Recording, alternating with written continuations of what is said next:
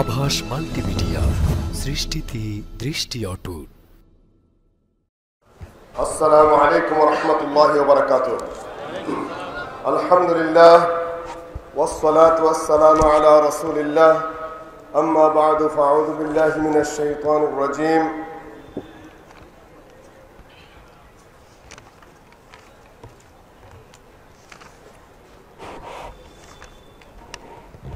মিনাল মুমিনিনা রিজালুন সাদাকু মা আহাদুল্লাহ আলাইহি ফামিনহুম মান কাদা নাহবাহু ওয়া মিনহুম মান ইয়ানতাজির ওয়া মা বাদদালু তাবদীলা।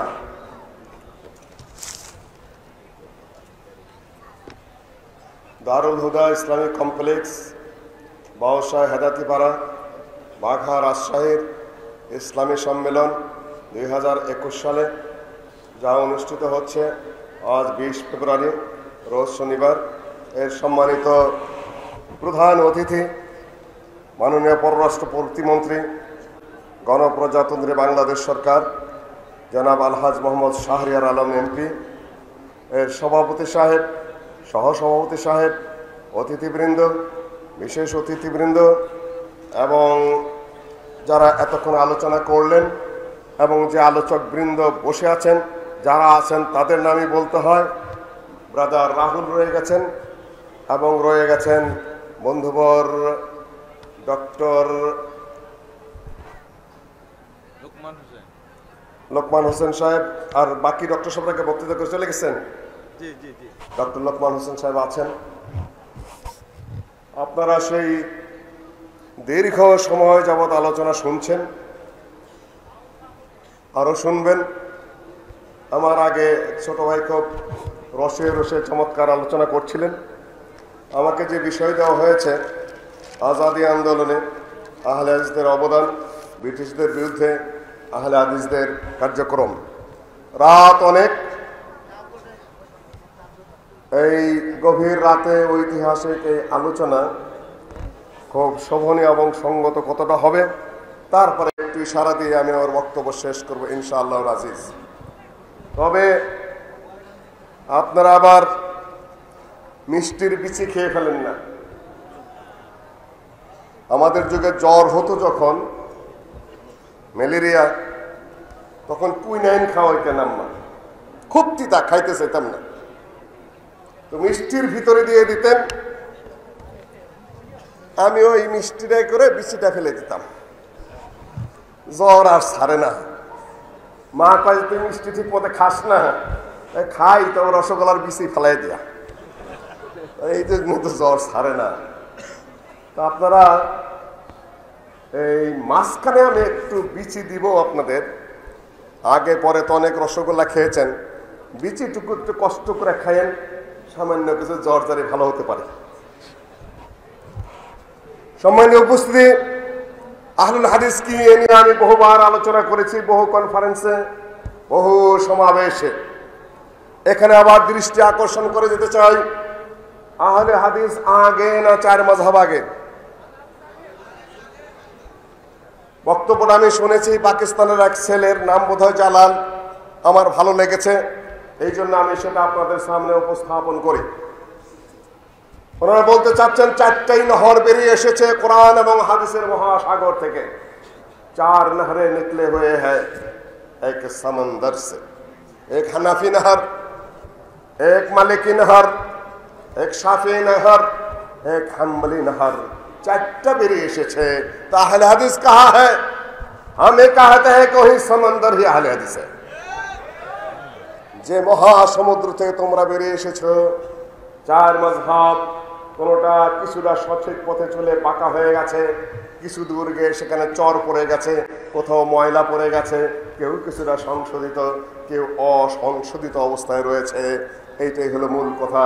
এই জন্য যারা বলতে চান আহলে হাদিস বলতে কিছু নেই, আবার কেউ কেউ বলতে চান যে আহলে হাদিস অর্থ হলো শুধুমাত্র মুহাদ্দিসিন, আউজাঈ, শাআবী, তারপর সাঈদ ইবনে মুসাইয়্যিব, তারপরে হলো আপনার ইমাম মালিক, এবং তারপরে হলেন ইমাম আহমদ হাম্বল, এবং ইমাম বুখারী, মুসলিম, আবু দাউদ, নাসাঈ, তিরমিজি, ইবনে মাজাহ ইত্যাদি ইত্যাদি মুহাদ্দিসিন মানে শুধু আহলে হাদিস। সাধারণ মানুষ আহলে হাদিস হতে পারে কি পারে না? ওনারা বুঝাতে চান আহলুল হাদিস বলতে শুধুমাত্র মুহাদ্দিসিনগণ, সাধারণ মানুষ হাদিসের কি বোঝে? সুতরাং সাধারণ মানুষ আহলে হাদিস না।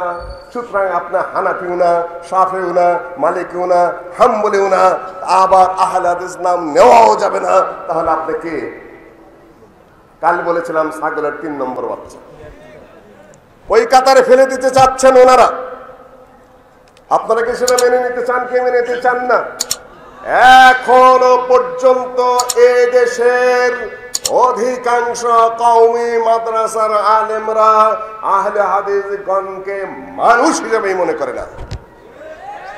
আহলে হাদিস মসজিদ গুলাকে বলে কাদিয়ানি মসজিদ কিংবা শিয়া মসজিদ, বাতিলপন্থী মসজিদ ইত্যাদি ইত্যাদি বলে তারা হাওয়া উড়িয়ে থাকে। অথচ বিভিন্ন আলোচকের আলোচনা এসেছে এই পৃথিবীর বুকে যদি কোনো জামাত, যদি কোনো দল কোরআন এবং সহিহ হাদিসের উপর কায়েম থেকে থাকে, নবী মুহাম্মদ সাল্লাল্লাহু আলাইহি সাল্লামের যুগের পর থেকে এই পর্যন্ত তারা কারা?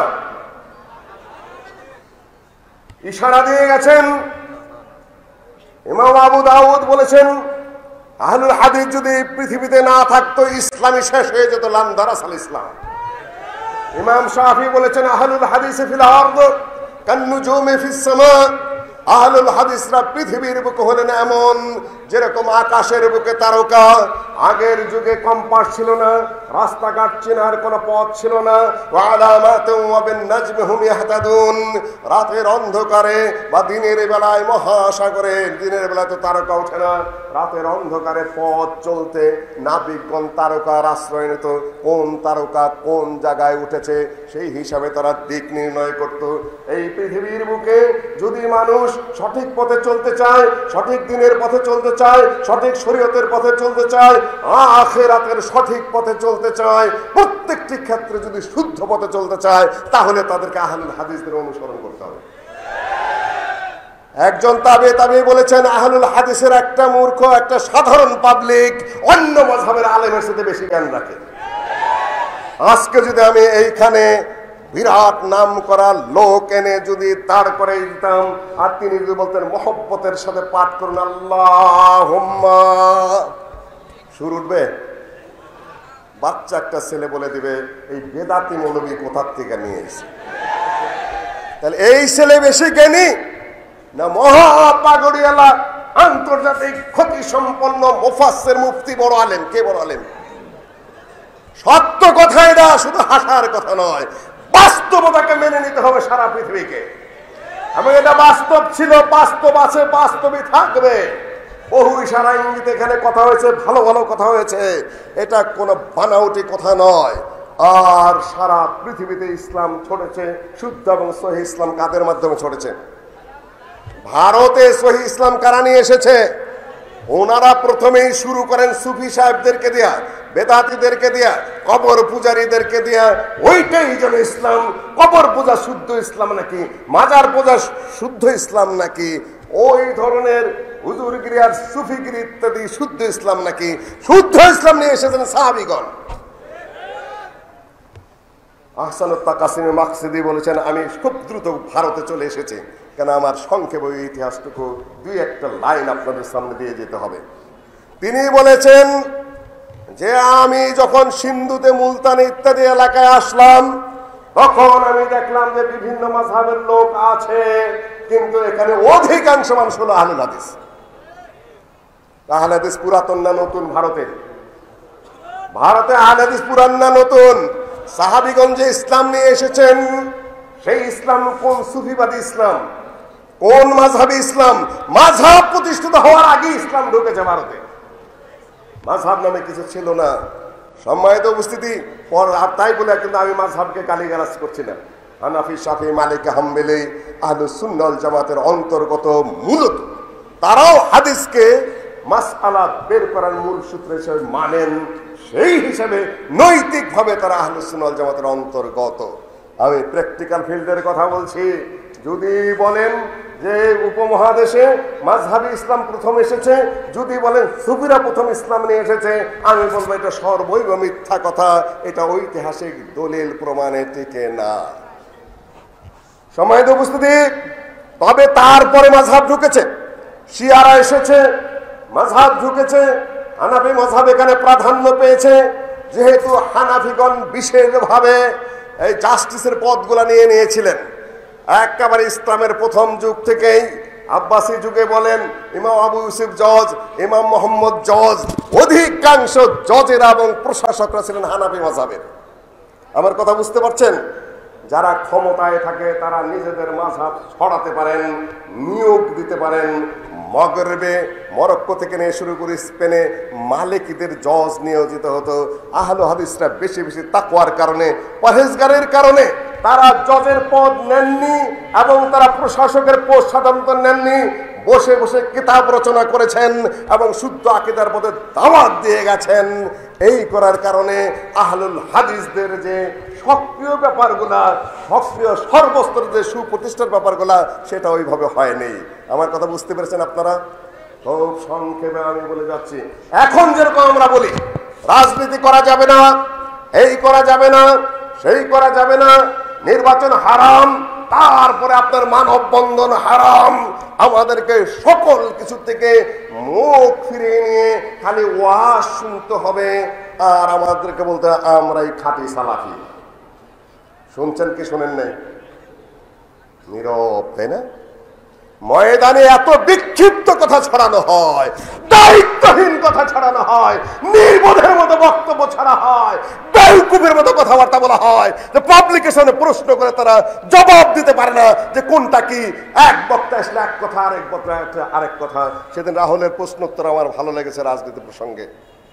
তুমি ভালো উত্তর দিয়েছিলে, এজন্য তোমাকে ধন্যবাদ। তুমি কলকাতার মানুষ, আরবি তত পড়ো নাই, কিন্তু তোমার বুদ্ধিমত্তার তারিফ করে রাজনৈতিক প্রশ্ন তোমার কাছে যখন এসেছে তুমি উত্তর রাইট দিতে পেরেছো। কিন্তু আমার দেশের আলেমেরা উত্তরটা দিতে জানে না, বিক্ষিপ্ত কথাবার্তা শুধুমাত্র বলে।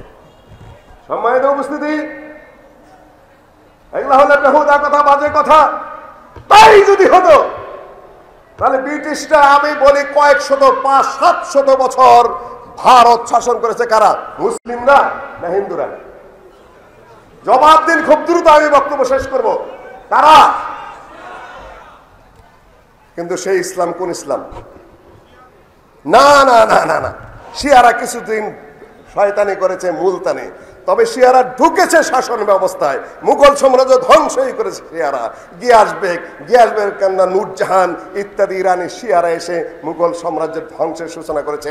শেষে শুধু আমি একটু ইশারা দেব, একেবারে হাদিস ছিলই না, বুখারী না, মুসলিম না, আবু দাউদ না, নাসাই না, তিরমিজি না, ইবনে মাজাহ না, শুধুমাত্র মিশকাতুল মাসাবি কোন রকম ছিল এবং ইমাম বাগাবীর ফিকহুস সুন্নাহটা শুধুমাত্র ছিল। আপনাদের নাদওয়াতুল উলামার প্রতিষ্ঠাতা রেক্টর যিনি সৈয়দ নজির হোসেন সাহেবের ছাত্র, তিনি তার আস-সাকাফা আল ইসলামিয়া ফিল হিন্দের মধ্যে উল্লেখ করেছেন وكانت عمدة بضائعهم الروايات الفقهية دون عرضها على الكتاب والسنة فإذا ترفع أحد إلى مشكاة المصابيح وفقه السنة للبغوي زعم أنه وصل إلى درجة المحدثين। কেউ যদি শুধু মেশকাত পড়তে পারতো আর কেউ যদি ফিকহুস সুন্নাহ বাগাবী পড়তে পারতো তাহলে সে বিরাট মুহাদ্দিস হিসেবে গণ্য হতো। ওমা কানা যালিকা ইল্লা লিজাহলিহিম বিল হাদিস, হাদিস প্রসঙ্গে তারা জাহেল ছিল বলেই শুধুমাত্র মেশকাত পড়ে মনে করতে আমি বড় মুহাদ্দিস হয়ে গেছি। এই ছিল শাহুলুল্লাহ মুহাদ্দিসদের ওই পর্যন্ত অনেকটাই। তারপরে কিতাবগুলো আসলো। আর ফিকহ বলতে হানাফি ফিকহার যে সকল পাতাগুলো এই দেশে ছিল, কিছু কিছু লিপিবদ্ধ, কিছু কিছু লেখা, কিছু কিছু অন্যান্য ধরনের কিছু কিছু পাতা পত্র যাই ছিল, তাই দিয়ে তারা রাষ্ট্র চালাতেন। রাষ্ট্র চালাতেন কি দিয়ে? হানাফি মাযহাবের ফিকহার পাতা দিয়ে। কিতাবের উপর সেটা, কিতাবের সাথে এবং হাদিসের সাথে সেটাকে টালি না করে। এই অবস্থা পর্যন্ত শাহুলুল্লাহ মুহাদ্দিস দেহলভির যুগে এসে গেল। কোরআন এবং হাদিসের যথাযথ চর্চা বিশেষভাবে শুরু হলো। কিন্তু ইতিমধ্যেই গোটা ভারত ইজারা দিয়ে দিয়েছেন মুঘল সাম্রাজ্যের লোকেরা। যে বাবা সংসার করতে জানে না, যে বাবা উৎপাদন করতে জানে না, যে বাবা ব্যবসা করতে জানে না, সেই বাবা কি করে? জমি মেদি দেয়। আপনাদের একটা মেদি দেওয়ার নিয়ম আছে কিনা? জমি কি দেয়? ইজারা দেয়, আদি দেয়। আদি দেওয়ার টাকা নিয়ে সন্তান পালে আর সব জমির মালিক হয়ে যায় অন্যেরা। মুঘল সম্রাটরা যুদ্ধ বাদ দিল। মুঘল সম্রাটরা তখন তারা ভোগ বিলাসী হয়ে পড়লো। সেনাবাহিনী পালকিতে চড়ে ঘুরে, আর যারা উজির ও যারা আমির ওমারা আছে তারা রাজকোষের পয়সা চুরি করে। শিয়ারা সেখানে ঢুকে বলল, নারী নিয়ে হেরেমে আনন্দ করে ইত্যাদি করতে করতে ইস্ট ইন্ডিয়া কোম্পানি এসে গেল। তাদের কাছে জোত জমা গোটা ভারতকে তারা ইজারা দিয়ে বসে বসে খাওয়া শুরু করলো। এই পর্যন্ত এসে আমি আপনাদেরকে বলতে চাচ্ছি, জিজ্ঞাসা করতে চাচ্ছি, ইংরেজেরা শেষ পর্যন্ত যেটা করলো সেটা হলো আপনার মুঘল শেষ সম্রাট, যেটা কালকে একটু ইশারা দিয়ে গেছে, খুব সংক্ষেপে আমি শেষ করবো ভারত দিয়ে। মুঘল সম্রাট হলো বাহাদুর শাহ জাফর। তার ছিল কবি মির্জা গালেব শিয়া কবি, তাকে নিয়ে আসর জমায়। তারপর সুলতান জৌককে দিয়ে আসর জমায়, কবিতা সন্ধ্যা করে। আর মুসলিম জমিদাররা বাইজি নাচায়, মাথার মধ্যে কিস্তি টুপি একটা দেয়া মদ খায় আর বলে সুবহানাল্লাহ সুবহানাল্লাহ। এখনো বোধহয় লাখনৌতগুলা আছে, বাইজি নাচাবে মুসলিম জমিদাররা, মদ্যপান করবে, টুপি মাথায় দিয়ে বাইজির নাচ দেখে সুবহানাল্লাহ সুবহানাল্লাহ পাঠ করবে। যখন সম্বিত ফিরে আসলো তখন দেশ সম্পূর্ণ চলে গেছে ইংরেজদের হাতে।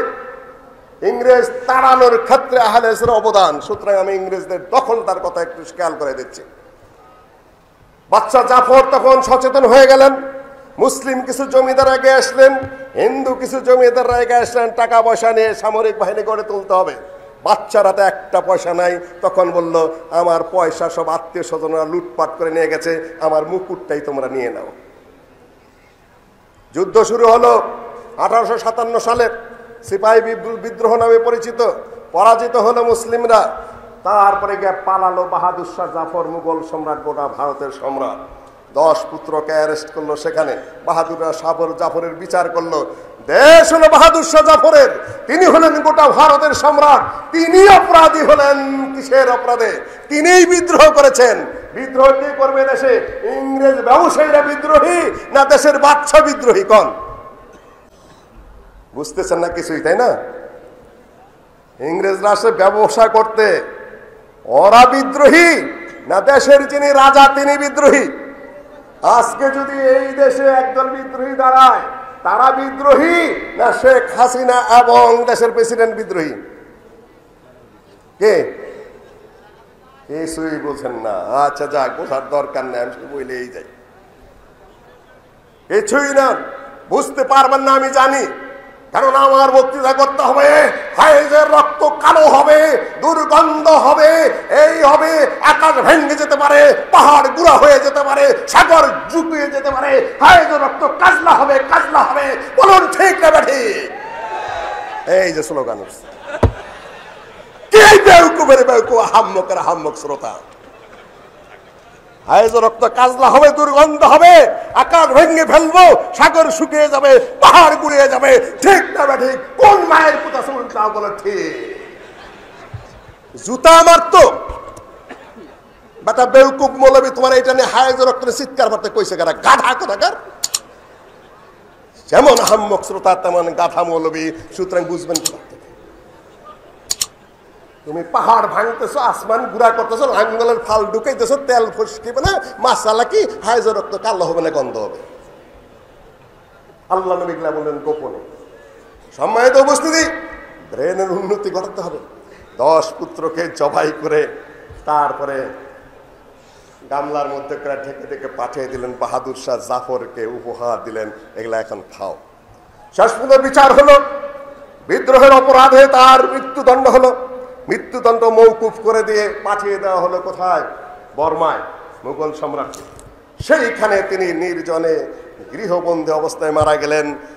কয়েক লাইন কবিতা লিখে গিয়েছিলেন, কিতনা হি বদনসিব है जफर के दफन के लिए 2 गज भी जमीन नहीं मिली कोई यार में।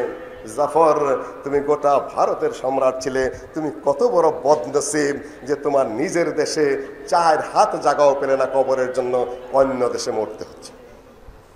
সম্মানিত বুঝে ইংরেজরা দেশটা নিয়ে নিল। এখন উদ্ধার করবে কে বলুন? এই দেশকে উদ্ধার করবে কে? স্বাধীন করবে কে? কারা করেছিল প্রথম সংগ্রাম বলেন? ওই যে একজনে কইতেছে।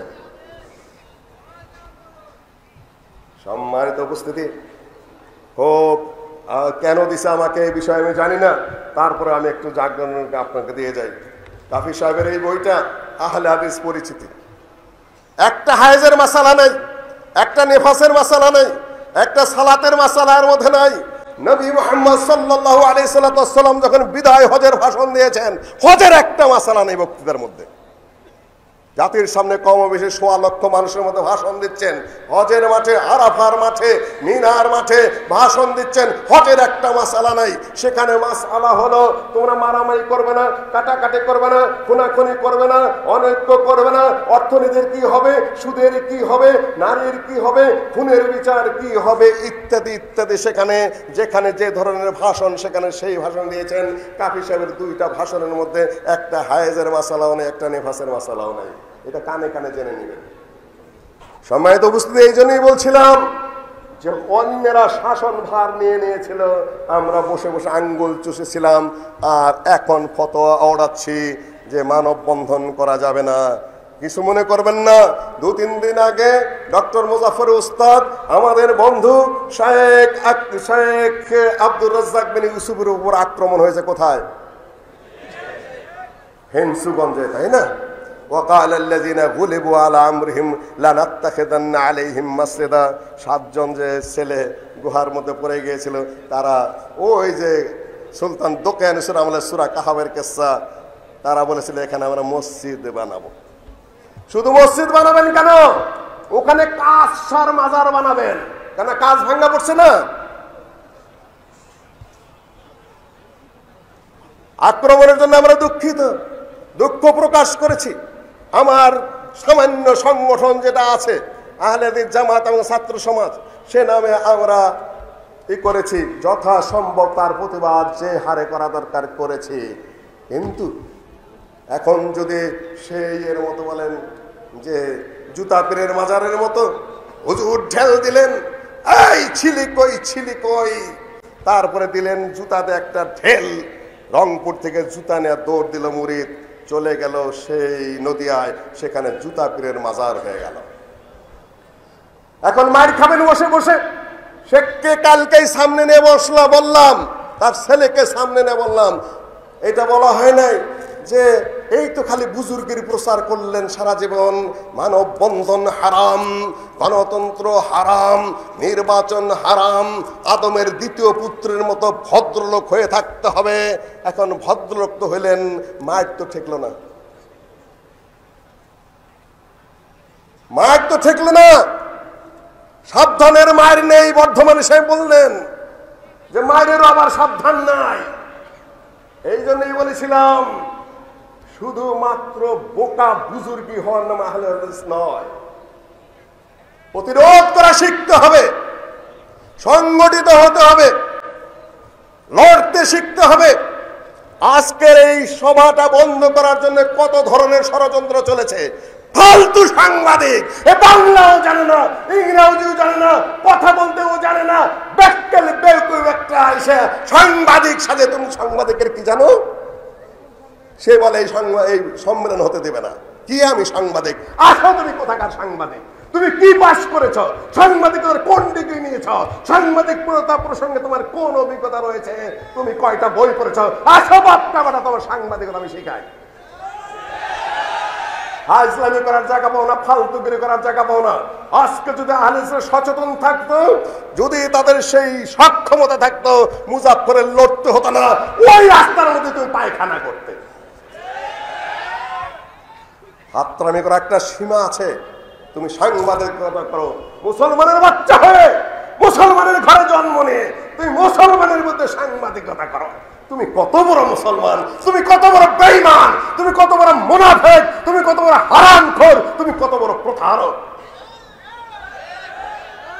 বেজাত কুজাত কি পরিমাণ পয়দা করেছে আমরা এই পৃথিবীতে, যাদের কোনো জাত ধর্ম নেই। সম্মানিত মাননীয় মন্ত্রী সাহেবকে ধন্যবাদ যে তিনি প্রতিটা পরিবেশকে ট্যাকেল দিয়েছেন এবং আল্লাহ রহমতে এই সম্মেলন বাস্তবায়িত হতে চলেছে। সম্মানিত উপস্থিতি, গোটা ভারতের যখন ইংরেজদের হাতে চলে গেল এটাকে উদ্ধার করতে হবে, একে স্বাধীনতার দিকে নিয়ে আসতে হবে, ইংরেজদের রাজত্ব শেষ করতে হবে এবং ব্রিটিশ এবং শিখদেরকে শায়েস্তা করতে হবে।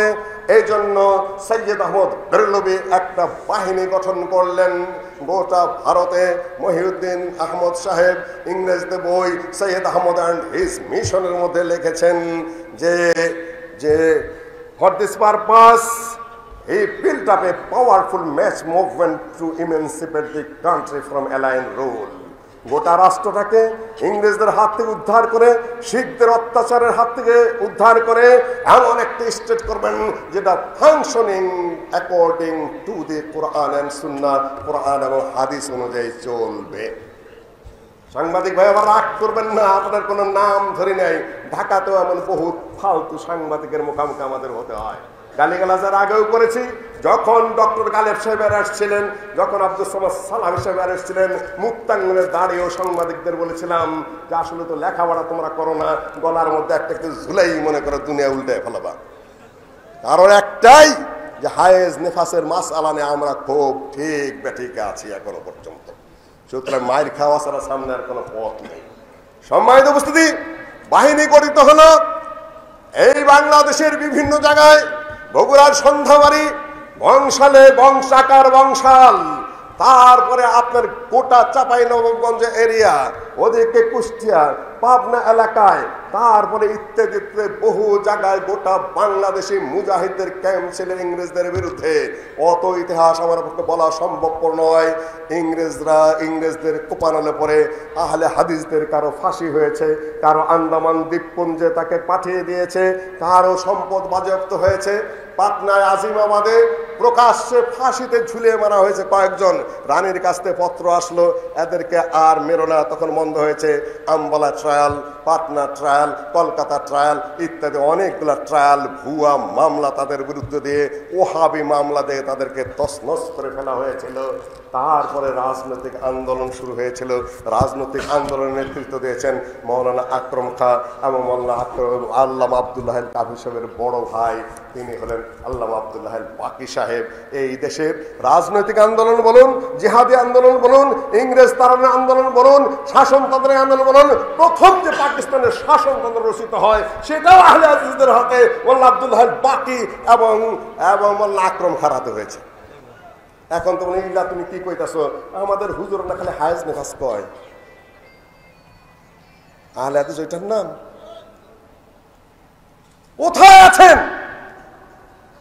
কি বুঝতেছেন? মাটি স্তব্ধ। পিছিয়ে যাওয়ার পথ খুবই চমৎকার, ঢেকে যাওয়ার পথ। আর আমরা যে কত খেদমত করতেছি, আলেমরা হুজুরে যে কত খেদমত করতেছি আপনাদের। কেউ সাংগঠনিক ব্যবসা করি, কেউ জামাতি ব্যবসা করি, কেউ বক্তৃতার মাঠে এসে আপনাদের সাথে বাণিজ্য করি, কেউ সংগঠন বাণিজ্য করি আপনাদের সাথে। আপনাদের যে আমাদের যে কি সুসম্পর্ক তার শেষ নাই। সিলেটের কিস্সাটা বলেছিলাম, এক দরিদ্র কন্যাকে বিয়ে করেছে, একজন কিছু দিতে পারে নাই। বাসর রাত্রে বলতেছে যে কিছু মনে করো না, সিলেটের মানুষ তো, কিছু মনে করিও না, আমি তোমাকে বিয়ার সময় কিছু দিতাম পারি নাই। বাসর করে শুয়ে শুয়ে কইতেছে, বউয়ে কইতাছে যে বিয়া করে এই তো বাপের কাম করি আছে রে বা, আমরা আপনাদের সাথে অনেক বাপের কাম করতেছি। ওয়াজ ব্যবসা, সাংগঠনিক বাণিজ্য, পরিবারতন্ত্র, বহুভাবে আপনাদেরকে তুষ্ট করে উপকার করতেছে। সেই উপকারের আর কোনো বাপ মাও নাই, সীমা সরহদ নাই। আর আপনারা অনেক খুশি, তার নামে কোথায় মাজার বানাবেন? সম্মানিত উপস্থিতি, নো নেভার। খুবই ছোটখাটো বিষয়। কালকে আমি ওখানে বলেছিলাম, আমার পোলাই বলতেছিল যে আব্বু, তার মাকে বলছে কানে কানে, আমি ঘরের মধ্যে আলোচনা করছিলাম এইভাবে আক্রমণ হলো শেখের উপরে, এটা কিভাবে হলো বিস্তারিত আলোচনা। ছেলে যে ওর মায়ের কাছে বলছে আব্বুর উপর আক্রমণ হলে কি করতো? আমি বললাম যে আমি তো আদমের দ্বিতীয় পুত্র না, প্রথম পুত্র না। প্রথম পুত্র আক্রমণ করে ভুল করেছে, দ্বিতীয় পুত্র সহ্য করে ভুল করেছে। অন্যায় যে করে, অন্যায় যে সহে, তব ঘৃণা যেন তাকে তৃণহেন দহে। আমি আক্রমণ করব না, আক্রমণ হতেও দেব না। ওরা কাজ ভাঙার আগেই আমি ঠেলা দেয়, কাজ ভেঙে বেরিয়ে যে 2-4টা কোনো ফালাই দেয়, তারপর চিন্তা করতাম কি করা যায়। কারণ আমি ওই বলবি না, আমি কারাতে শিখেছি, আমি কনফু শিখেছি, আমি লাঠি ঘুরাতে জানি, কিন্তু ঘুরাইতে চাইলে তো বয়স হয়ে গেছে, পারবো না। ওরা কাজ ভাঙবে কখন? তার আগে আমার কাজ ভাঙবে শেষ। ও লাঠি আমার উপর কখন মারবে? বিদ্যুৎ গত 2-4টা তো আগেই ফেলে দেবো আমি। সামান্য সময় লাঠি নিয়ে আসছে, ওইটা তো আবার কাজ ভাঙার সরে যাবে নাকি ওখান থেকে? এখন এই বয়সেও না, প্রশ্নই ওঠে না। আয়েজ নেফাজের ওয়াজ শুনতে শুনতে আদমের দ্বিতীয় পুত্র হইতে হইতে আর খেদমত পাইতে পাইতে পেটের মধ্যে চর্বি জমাইতে জমাইতে এমন এক অবস্থায় পড়ে গেছেন যে 3-4টা মানুষ লাঠি দেয়, খোঁচা দেয়, কাজ ভাঙ্গা আবার ওইখানে জীবন নিয়ে চলে যাবে। আপনি পুরুষ মানুষ, প্রশ্নই উঠে না, কিছু মনে করবেন না। আমরা দুঃখিত, আমরা প্রতিবাদ করেছি, আমরা দৃষ্টান্তমূলক শাস্তির দাবি করি, এটা সত্য কথা। আইনের মাধ্যমে সেখানে অ্যারেস্ট করে তাদেরকে নেওয়া হোক আদালতে, সারা দেশে যেন আর কোনো ধরনের তার উপরে কোনো আক্রমণ না হয়, আমরা সরকারের কাছে দাবি করি। কিন্তু এর সাথে সাথে এটাও দাবি করব, এই সমাজের রাজনৈতিক জাগরণের প্রয়োজন, অর্থনৈতিক জাগরণের প্রয়োজন, সামাজিক জাগরণের প্রয়োজন, যুবকদের জাগরণের প্রয়োজন, নেতৃত্বের জাগরণের প্রয়োজন, এই দেশের প্রতিটা ক্ষেত্রে তাদের অবস্থানের প্রয়োজন, বিচার বিভাগে লোকের প্রয়োজন, সেনাবাহিনীতে লোকের প্রয়োজন, প্রশাসনে লোকের প্রয়োজন, তারপরে এমপিতে প্রয়োজন, মেম্বারে প্রয়োজন, চেয়ারম্যানেতে প্রয়োজন, আলেমের যেমন প্রয়োজন, সর্বক্ষেত্রে সকল জায়গায় যে যেভাবে পারেন সেখানে তাদের অবস্থান নিতে হবে। সোজা উল্টা বক্তব্য আমার, যে যা মন নাই তাই কোক। অন্য বক্তব্য যে ধরে তাই আউরু কাহে পয়াম और मेरा पयम और है, इश्क दर्द मन का तर्ज कलाम और है, बुलबुले नाला तो सुन चुके हो तुम, नालाए बुलबुल तो सुन चुके हो तुम, ये भी सुन लो कि नालाए तायरे बाम और है। তোমরা তো বন্দি পাখির আওয়াজ বহু শুনেছ, আমরা তো সেই সৈয়দ আহমদ বেরলভী, শাহ ইসমাইল শহীদ, মৌলানা ইলায়েত আলী, মৌলানা বিলায়েত আলী, মৌলানা ইয়াহিয়া আলী, মৌলানা আহমদুল্লাহ, কাজী মিয়াজান, কাজী মিজানুর রহমান, জমিরুদ্দিন মন্ডল, তারপর রফিক মন্ডল, এই মালদহের, তারপরে ঢাকার মধ্যে মুজাহিদ বদরুদ্দিন সহ, তারপরে মৌলানা আব্দুর রহিম, জাফর থানেশ্বরী সহ, যাদের কারো ফাঁসির অর্ডার হয়েছে, কেউ আন্দামান দ্বীপপুঞ্জে গেছে, যাদের জমিদারি গেছে, তাদের চাকরি গেছে, আমাদের রক্তের উপরটাই ভূখণ্ড স্বাধীন। আপনি হায়াজ নিয়ে ফাঁস নিয়ে এখনো ব্যস্ত আছেন, মানে তো মাসালা তো হতেই হবে। কথাই বোঝেন না সামান থেকে পিছন পর্যন্ত। দেশের পরিবর্তন ঘটবে ইনশাআল্লাহ, একভাবে ঘটে না। 5 মিনিট আমাকে দিতে হবে, এর মধ্যে আমি শেষ করবো। তাবারাকাল্লাযী বিয়াদিহিল মুলক ওয়া হুয়া আলা কুল্লি শাইইন কাদির আল্লাযী খালাকাল মাউতা ওয়াল হায়াতা লিয়াবলুয়াকুম আইয়ুকুম আহসানু আমালা। একজন সত্তা আছে যার ক্ষমতার পরিবর্তন নেই, তিনি কে? আর মানুষের ক্ষমতা স্থায়ী? প্রশ্নই ওঠে না। 2 দিন আগে ট্রাম্প ছিল, এখন বাইডেন। ভারতে মোদি এসেছে, হয়তো রাহুলরা মনে করতে পারে ও আর যাবে না। নো নেভার, আল্লাহ কাকে ক্ষমতা স্থায়ী করে দেয় নাই। ইনশাআল্লাহ পরিবর্তন ঘটবে, মুসলিম শাসন সেখানেও এসে যেতে পারে, কোনো কথা নেই। একজনের বলবে বর্তমান সরকার চিরজীবন থাকবে, প্রশ্নই ওঠে না। এটা অসম্ভব কথা, অবাস্তব কথা। আগের সরকার আমাদের উপর অনেক অত্যাচার করেছে, ক্ষমতা আছে নাই। পৃথিবীর কারো ক্ষমতা স্থায়ী নয়, একজনের ক্ষমতা স্থায়ী, তিনি কে? আল্লাহ। এই ভূখণ্ডের স্বাধীনতার সংগ্রাম যদি আহলে ইসলাম করে থাকে, রাজনৈতিক নেতৃত্ব আহলে ইসলাম দিতে থাকে, দিয়ে থাকে, এই দেশেরও পরিবর্তন ঘটবে। কিন্তু ইন্নাল্লাহা লা ইউগাইয়িরু মা বিকাওমিন হাত্তা ইউগাইয়িরু মা বিআনফুসিহিম। নিজেরা যদি না জাগান, আপনাদেরকে ঠেলা কেউ জাগায় দেবে না। নিজেদেরই জাগার চিন্তা করতে হবে, আপনাদের এগিয়ে যেতে হবে। আপনি যদি জাবরিয়া হয়ে বসে থাকেন, তাহলে আল্লাহ পাক তো আপনাকে এগিয়ে দেবে না। জাবরিয়া মসজিদে যায় মানে কামাই করবে না, উপার্জন করবে না, সে খায় চুরি করে। বড় বুজুর্গ মসজিদে যায় বলতেছে, হাজাল বাইতু বাইতুল্লাহ ওয়া হাযা যাইতু যাইতুল্লাহ ওয়া আনা মিসকিন আব্দুল্লাহ আখাযতু মিনহু বিসমিল্লাহ। চুরি করা যায় জবরের কাছে, চুরি তো আল্লাহই করায়। মসজিদে যা বলতেছে হাজাল বাইতু বাইতুল্লাহ, এই ঘর আল্লাহর ঘর, ও হাজার যাইতু যাইতুল্লাহ, এই তেল তো আল্লাহর তেল, আমি একজন মিসকিন আব্দুল্লাহ বিসমিল্লাহকে এখান থেকে নিয়ে নিলাম। জবরে আল্লাহ করায়, কোনো গুনাহ নাই। মুয়াজ্জিন বড় চালাক, যে লাঠি নেয় ইমাম সাহেবের খুতবার লাঠি নেয় পিঠের মধ্যে হাত দারব মিন দারবিল্লাহ, এই মাইরো আল্লাহ। ভাইরে 2 পয়সার তেল চুরি করলাম, তুই 500 টাকার বাড়িটা দিলি। আমি বাড়ি দিছি নাকি? তোরেও আল্লাহ চুরি করাইছে, আমারও তো আল্লাহ বাড়ি দেওয়া হয়েছে। কাজে যে মেসেজটা আপনার কাছে শেষ করতে যেতে ভাই, কোনো কিছুই স্থায়ী নয় পৃথিবীতে, অবস্থার পরিবর্তন হবে। যেভাবে যুবকেরা, যুবতীরা, তরুণীরা আমাদের আলেম ওলামাদের বক্তব্যের কারণে আকীদার নতুন করে চেঞ্জ হচ্ছে, আমলের চেঞ্জ হচ্ছে, কোরআন হাদিস তারা শিখতে চলেছে, তাদের ব্রেন চিন্তা চেতনা এগিয়ে যাচ্ছে, বিভিন্নভাবে তাদের যেরকম জাগরণ ঘটছে, আমাদেরও জাগরণ ঘটতে হবে। আলেমদের, এ রাষ্ট্র, এ সরকার, এ বিধান, এ আইন, এ কাজা, এ জাস্টিস, এ প্রশাসন, সকল কিছু আগামী 20 থেকে 50 বছরের মধ্যে পূর্ণাঙ্গ ইসলামের হাতে আসবে না, সেটা কে জানে? এখানে মাদ্রাসা ছাত্রদের কিছু কিছু পড়াই, আমি খালি বলে তোমরা খালি দায়ী হবে না, জজও হবা, চিন্তাই আউট করে দিয়েছে মাথার থেকে। সৌদি আরবে আমার মতো ছাত্র কোন রকম ভালো রেজাল্ট করেছে, কোন রকম হয়ে গেছে, 90-এর উপরে মার্কস পেয়ে গেছে প্রত্যেক পরীক্ষায়, এরাও ভালো ছাত্র। ওখানে 80 মার্ক কেউ পায়, পাস করার সাথে সাথে সবাই এসে ঊর্ধ্বতন কর্মকর্তারা এসে তুমি কি হবে, ডেমোস্ট্রেট ইউনিভার্সিটিতে চাকরি নিয়ে নাও, তুমি জজ হবে কিনা, সাব জজ হবে কিনা, কাজী হয়ে যাও, এই সেই। আমি তো তাদের সাথে ভালো রেজাল্ট করলাম, আমাকে কি কোনো চাকরির অফার সেখানে দিয়েছে, তুমি জজ হও বা প্রশাসনিক কর্মকর্তা হও। সেই দেশে 95% মুসলিম, 97%, আমার দেশে 90% মুসলিম। ওই দেশে পেলাম না এই জন্য যে আমি সে দেশে জন্মগ্রহণ করি নাই, আর বাংলাদেশে পেলাম না কি কারণে? এদেশে ইসলামিক ব্যবস্থাপনা নাই। 90% মুসলমানের দেশে ইসলামিক ব্যবস্থাপনা হতে সমস্যাটা কোন জায়গায়? সমস্যা এক জায়গায়, যে আমরা ঘুমন্ত, আমরা জাগ্রত নই।